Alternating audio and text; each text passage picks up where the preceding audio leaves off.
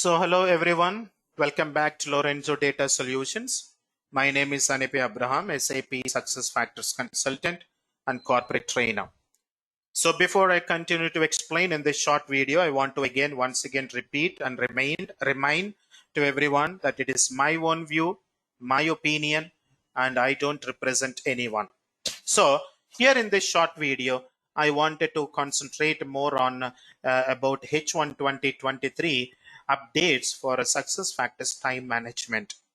So let us try to understand some of the enhancements we have from H1 2023 for a time management. So here are the few updates that I have posted already on my website, and I wanted to explain the detailed explanation what this feature is all about, and those who are watching it, I'm sure it is helpful for you. Now the first update is display the contingent workers in a team absence calendar. So now from this H1 2023, on the time of UI, you have one small button like a team absence calendar. And when you click on that, now the system is going to display, there is a small button that, contingent worker, include contingent worker check mark. When you see or when you view the team absence calendar, and if you want to include on the team absence calendar the contingent worker details, and you can just give the the check mark here, the system includes the contingent worker with the check mark with the hyperlink that is available.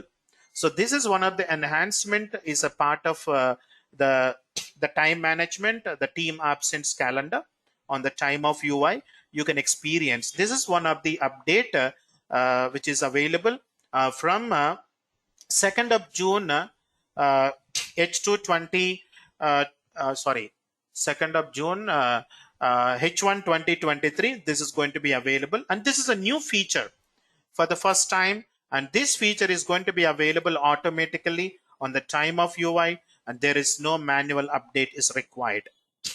Next, another update that you have in the time management from H1 2023, that is a small button is added on the time of UI, which is nothing but employee time object. So but that is configurable through time profile object. Here you can see that instruction text on the time of UI. You can add that color, you can add the purpose of it, that additional information, and it is going to display like a button on the time of UI. You can see, when you click on the time of UI, you can see that information button here. When you click on it, this pop-up is going to be displayed, and you will understand the purpose of the configurations that you have on the time of UI. And I'm sure this helps some instructions, provides the flexibility, maybe something like some regulations, company or country specific policies, and where it helps you to add more information, and it helps your employees. That is one feature that you have on the time of UI. Similar way, you also have okay, let us continue with the another option. This time profile is there now. Up to H2 2022, the time profile object is not a non-effectively dated entity. But from H1 2023, the time profile object is effectively dated entity. That means whatever the changes that you are going to make over a period of time with the past, the present, and the future dates, now the system is going to store or create the historical records between the dates. Those are working on the time of end to end, and I'm sure whatever I am explaining, you will understand probably. So here is a screenshot that how it looks like now. From it is going to be effective from 2nd of June 2023. Now it is looking up to H2 2022 like this. Now it is going to look like this. The historical section is added. Very interesting feature, and you have everything, that all the subsequent changes that you make over a period of time, the system is going to store historical records. That is very good feature actually. And here are some of the technical details you have, and you can go through it. Next, another update that you have a very similar on the button on the time of UI, like information button on the time of UI. The same way, We have the information button even on the timesheet UI. But what is the object name? What is the timesheet UI? It is nothing but employee timesheet. But do you record your working hours now? How? It is because of your time recording profile object. So in the time recording profile object, you will find one field that is available like instructions or instruction text for the timesheet. So all that instruction that you wanted to provide, you can add it.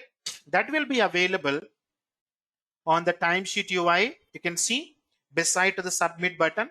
When you click on that information button, the system displays the details about the information that you have added, maybe some regulations, some information about the timesheet UI, some information about the time types that you have for your attendances. So you can go and see that all the information. Okay. So, and here are some of the technical details, and you can go through it when you have a time. Next, the another most important that update that you have that is transportable objects in time management. You know that you can also copy, you can transport and copy the data for a time management objects that is going to use a metadata framework, can be copied, can be transported between two instances.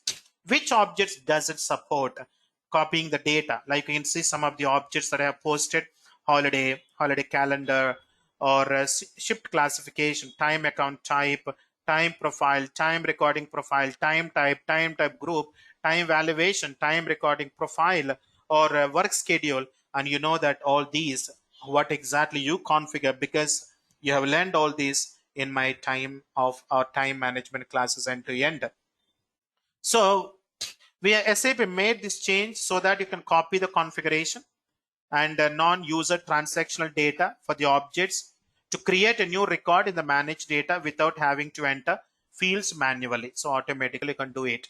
So this feature is going to be available in the system from 2nd of June 2023 automatically. And this is a new feature. It is a major enhancement for the transport of the time management objects between two instances. Next, the another update that I wanted to explain in the time management, the new update is new take rule parameter for the recurring absences in absence validation rule. Now there is a rule function SAP included in this particular enhancement for which is very specific, to this, which supports to the take rule, that is recurring absences parameter. So you can see here it is available now. So it is automatically available. So you don't need to make any changes. So that's it. You know what you mean by the take rules. It is going to help you to validate where when you're trying to make a changes on the, uh, on the, the past, the present, or you are applying a leave, you are applying more than two leaves. It is going to validate the two take rules. So for example, you are making some changes on the time of you in the past or what you have already taken. So what will happen? The take rules helps you to control that. So those who have gone through my time off and timesheet classes, and you will understand what do you mean by the take rules, PEP rules, accrual rules, higher rules, validation rules, workflows, and etc. So, and I'm sure that those who are going through this short video and all these new updates are more helpful for you, so that it helps you to enhance your understanding with the new updates in SAP SuccessFactors Time Management. And finally, thank you for watching this short video, and see you all again next time. Thank you.